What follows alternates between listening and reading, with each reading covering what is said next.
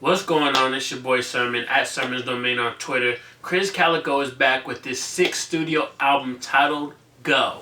This album is very personal, and a lot of Calico's music in the past has been personal, but I feel like this one is a little personal on another level because he's going deeper into depression and talking about suicide and just things that people can relate to. One of the things that Calico was talking about in an interview that I read on the Singer's Room was that a lot of people say to him that, saying this on this record helped save my life.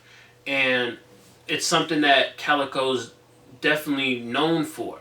Like, he's known for just being very honest, and that's what Go is all about. I think the concept of Go, in my opinion, is just a look into what it's like to live with depression, because people often think that when you live with depression that it's always low moments. No, it's the low moments, it's the high moments, and I think that's what Calico tries to depict on here.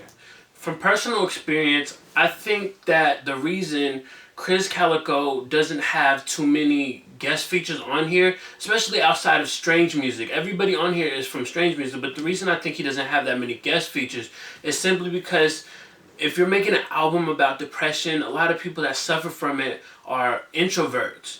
And introverts don't really associate with too many people. I'm the same way. So when I looked at the track listing and saw, Tech Nine's on a few tracks, like, boom, that's your best friend. That makes sense. You associate with him. And then you have the rest of the Strange Music roster on Orangutan. And I like the cut a lot. I think, in particular, Rit's part should have been longer. He has, like, maybe 20 seconds at the end. And pretty much everybody didn't have too much of a verse. It was just like mini stuff, but it's Chopper, so it is probably like a 16 if you count it out. When it comes to music, I feel Krizz Kaliko is like a master. I mean, he's already proven he can rap and sing, but not only that, he goes in deeper with it. Like, we know he can rap fast. A lot of people can't do that.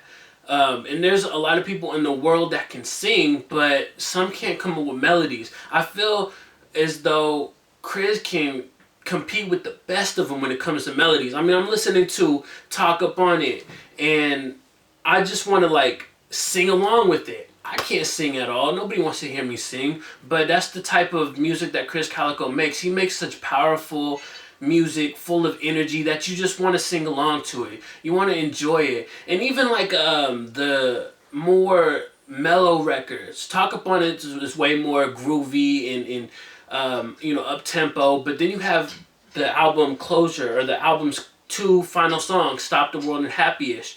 And even though those are more deep personal records, they also have a bit of melody to it, to where they get stuck in your head. I mean, the track Stop the World is a masterpiece for that, because of the message that it sends, and because of the hook.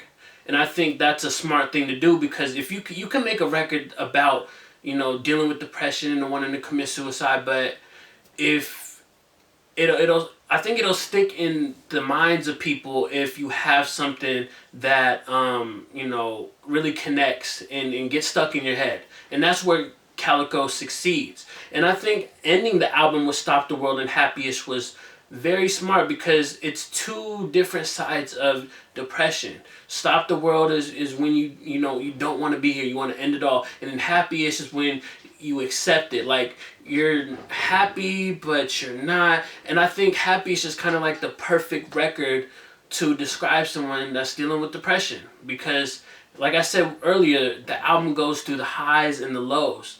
And Happy-ish is a combination of the two. And I had to kind of debate myself, because Tech Nine appears on 4 songs, and I narrowed it down to Behave and No Love for the best guest feature. And I think ultimately I can't pick one, because they're two different types of verses. And I would love to know what you think.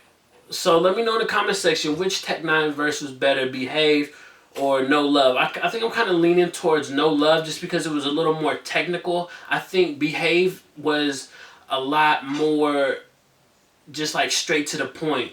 this is Tech, you know, talking about a breakup and you know, reminiscing on that. But No Love is a lot more, there's a lot more to it. And I think the verse was longer, so he had more time. I don't know, but those are my thoughts on Krizz Kaliko's Go. Not really nice album, and I don't know, it's still kind of hard to put everything into words. That's how deep the album is to me. And I think it's going to just keep getting better and better. Krizz Kaliko has a magnificent discography, and I'm really glad that now he decided to do this album, which is mostly almost 100% of him singing.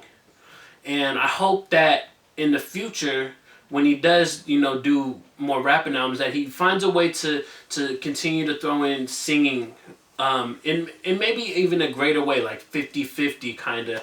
But I don't know. Krizz Kaliko is a genius, so who knows where he's going to go with his 7th album. For now, you should listen to Go. And once you do, let me know what you think in the comment section below. And then like the video, subscribe to the channel if you're not already, share the video. Follow me on Twitter at @SermonsDomain. And as always, thank you for your time. I appreciate you for watching. And until next time, peace.